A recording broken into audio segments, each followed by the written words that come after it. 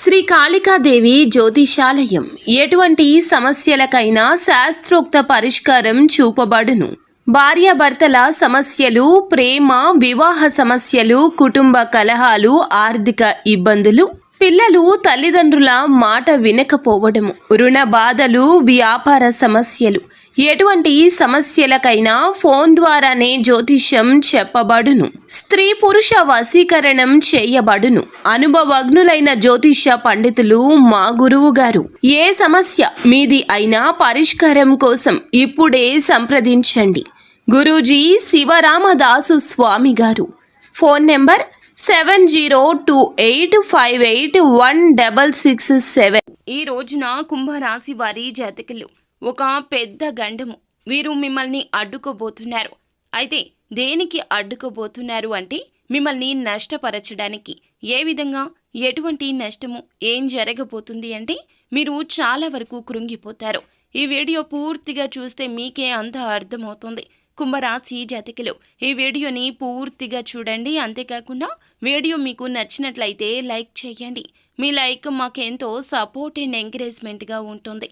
ఇక ఆలస్యం అనేది ఏమాత్రం లేకుండా వీడియోలోకి వచ్చేద్దాం.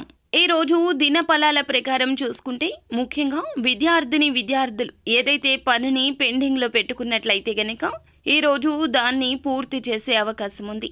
పోటీ పరీక్షలకు సిద్ధమవుతున్న వారు కూడా ఏదైనా సిలబస్ మీరు పెండింగ్లో పెట్టుకున్నారు అంటే గనక దాన్ని తర్వాత ప్రిపేర్ అవుదామని అస్సలు అనుకోవద్దు. ఫ్రెండ్స్తో చిట్ చాట్ పెట్టడము, లేదంటే తర్వాత చేద్దాంలే, ఈ పని కాసేపు ఆగిన తర్వాత చేద్దాంలే అని చెప్పి ఎవరైనా స్నేహితులు అన్నా, ఎవరైనా మీకు అడ్డు తగిలినా వారి మాటలు ఆలకించొద్దు. ఈ రోజు పని ఈ రోజే పూర్తి చేయండి. రేపటికి వాయిదా వేస్తే గనక జరిగే నష్టము వారికి కాదు మీకు అని గుర్తుంచుకోండి. ఆ యొక్క నష్టాన్ని మీరు అస్సలు ఆ తర్వాత పూడ్చుకోలేకపోతారు.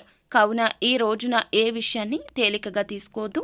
ముఖ్యంగా ఎవరైనా ఏదైనా చెబితే గనక ఆ విషయం గురించి మీరు వారి నిర్ణయాన్ని పరిగణలోకి తీసుకోవద్దు. విద్యార్థులే కాదండి, ఉద్యోగస్తులైనా, ఏ ఇతర రంగాల్లో ఉన్నా, వ్యాపారంలో ఉన్నా కూడా ఈ రోజున మీ పని ఇంకొకరికి అప్పచెప్పొద్దు. నేను చేస్తాంలే అంటారు, కానీ వారి పని వారికి ముందుగా ముఖ్యము అనే విషయాన్ని మీరే గ్రహించాలి.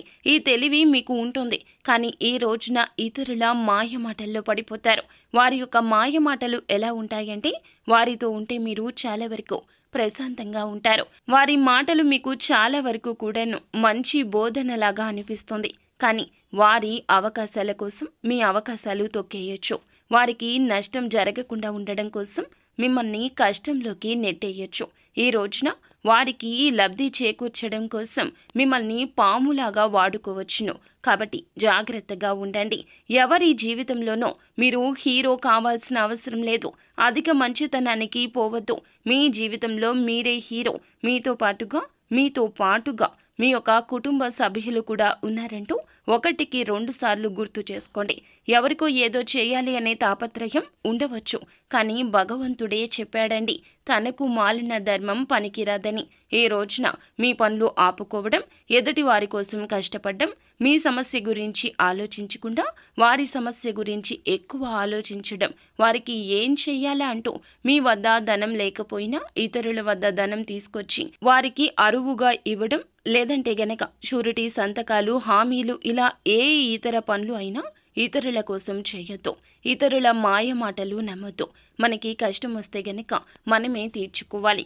ఈ రాశి జాతకులకు ఇలా ఎందుకు చెప్పడం జరుగుతుందంటే సహాయకారులు వీరు ఎక్కువగా ఇతరుల యొక్క కష్టం గురించి ఆలోచించి చలించే తత్వమున్న మంచి మనుషులు.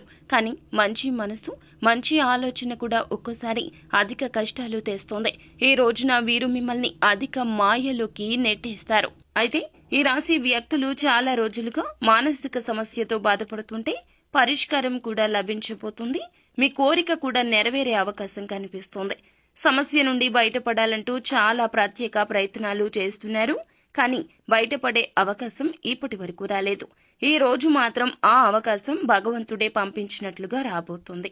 అయితే నూతన ఉద్యోగ ప్రయత్నాలు చేస్తున్న వారి ముందులకు అయితే ఒక అవకాశం వస్తుంది. 100% మీకు సాటిస్ఫాక్షన్ ఉండకపోవచ్చు, కానీ ఒక్కసారి ప్రయత్నించండి. సాటిస్ఫాక్షన్ అనేది ఖచ్చితంగా వస్తుంది. ఎందుకంటే ఈ రోజు తప్పు రేపటి రోజు ఒప్పు అవుతుంది. ఈ రోజు ఒప్పు రేపటి రోజు తప్పు అవుతుంది. భగవంతుడు ఇచ్చే ప్రతి అవకాశం ఇలాగే ఉంటుంది. కానీ మనసు పెట్టి చేస్తే ఏ పని అయినా కూడా మనకి నచ్చే తీరుతుంది. ఆర్థిక స్థితి అనుమతిస్తే గనక ఈ రోజున పేదవారికి ఏదేని రూపంలో దాన ధర్మాలు చేయండి. అంటే వస్తువు రూపంలో, వస్త్ర రూపంలో లేదా ధనం రూపంలో ఏ విధంగా అయినా కూడా దానం తప్పక చేయండి. దగ్గరలో ఉన్న గోశాలకు వెళ్లి గోమాతకు ఏదేని ఆహార పదార్థాలు తినిపించండి. గోమాతను నమస్కరించుకుని పూజించుకుని ఈ విధంగా ఆహారం పెట్టడం వల్ల శత్రు పీడలు తొలగిపోతాయి. పరమశివుని అనుగ్రహం మాత్రమే కాకుండా సకల దేవతల నిలయమైన గోమాత అనుగ్రహం లభించిందంటే సకల దేవతల అనుగ్రహాన్ని పొందుకున్నట్లే. ఖచ్చితంగా